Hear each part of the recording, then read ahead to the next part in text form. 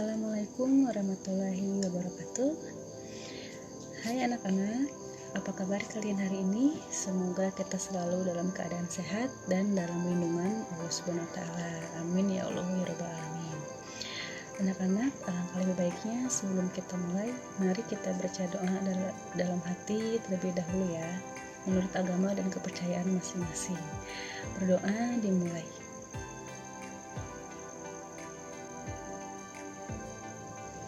Selesai.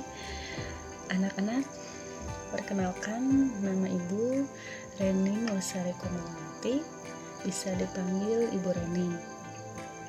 Untuk mata pelajarannya Ibu ajar untuk kelas 8 yaitu seni budaya, khususnya untuk di kelas 8G, H, dan I. Anak-anak, untuk tahun ajaran 2020-2021 ini, dikarenakan ada pandemi corona ini, kita harus bersabar karena belum bisa bertemu ya. Tapi insya Allah nanti kalau sudah berlalu kita bisa berjumpa di sekolah ya. Tetap semangat meskipun kita belajar di rumah. Pembelajaran insya Allah kita akan tetap berjalan via daring, yaitu dalam jaringan atau lebih kita kenal dengan kata online. Bisa via WhatsApp, YouTube ataupun aplikasi lainnya. Anak-anak, mari kita budayakan hidup sehat dengan tetap makan makanan yang bergizi, sering cuci tangan, mandi 2 kali sehari, dan juga jika perlu keluar rumah harap gunakan maskernya. Jika tidak perlu, kalau bisa jangan kemana-mana ya, di rumah aja. Untuk kali ini Ibu akan menjelaskan tentang seni budaya yang kita akan pelajari di semester ganjil. Nanti Ibu sisipkan PowerPoint dan harap disimak ya.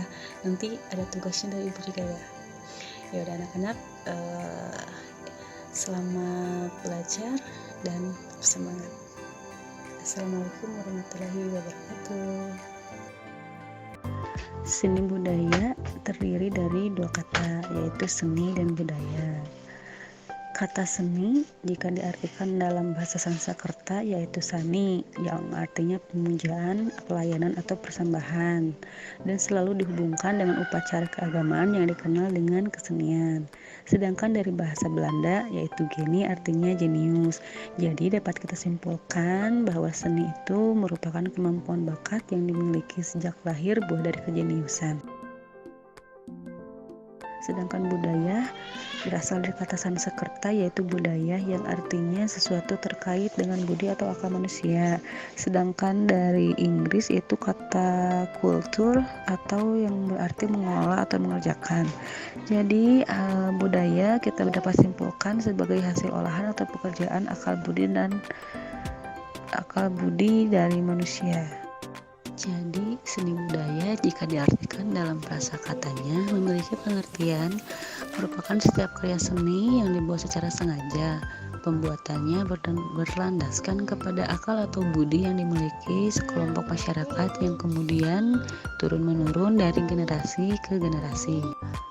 Anak-anak, di semester ganjil ini kita akan mempelajari jenis-jenis seni ya. Di antaranya seni rupa, seni musik, seni tari, dan seni teater. Bisa dibuka di buku ya, di buku paket yang udah kalian terima, bisa dilihat di situ ya. Untuk bab 1 kita kan seni rupa, ini materinya tentang menggambar model. Menggambar model itu merupakan kegiatan menggambar yang menggunakan model sebagai objeknya. Jadi gini anak-anak, kalau misalkan dalam menggambar model, kita harus ada contoh nyatanya. Jadi nggak asal kita pikirkan gambar ini lalu kita gambar, tidak seperti itu, tetapi emang harus ada contoh gambar real.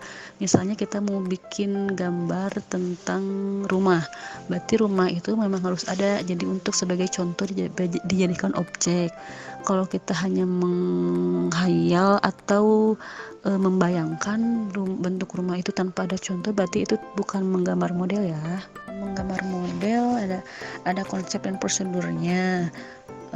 Jadi Sebelum menggambar kita harus perlu objek. Objek menggambar itu bisa berupa hewan, tumbuh-tumbuhan, manusia, ataupun kumpulan-kumpulan benda lainnya. Dalam konsep dan prosedur ada juga prinsip-prinsip menggambar model. Beberapa yang harus diperhatikan dalam menggambar model yaitu komposisi, proporsi, keseimbangan, dan kesatuan. Anak-anak bisa baca aja untuk lebih jelasnya. Ibu hanya memberikan poin-poinnya saja ya. Di halaman 7 sampai di halaman 10 ada juga unsur-unsur dalam menggambar model. Untuk lebih detailnya kalian baca aja ya. Dalam konsep dan prosedur ada juga prinsip-prinsip menggambar model. Beberapa yang harus diperhatikan dalam menggambar model yaitu komposisi, proporsi, keseimbangan, dan kesatuan. Anak-anak bisa baca aja untuk lebih jelasnya. Ibu hanya memberikan poin-poinnya saja ya. Di halaman 7 sampai di halaman 10 ada juga unsur-unsur dalam menggambar model. Untuk lebih detailnya kalian baca aja ya. Dan di slide ini adalah contoh-contoh menggambar model. Ada yang contohnya objeknya dari hewan, manusia, tumbuhan, maupun benda.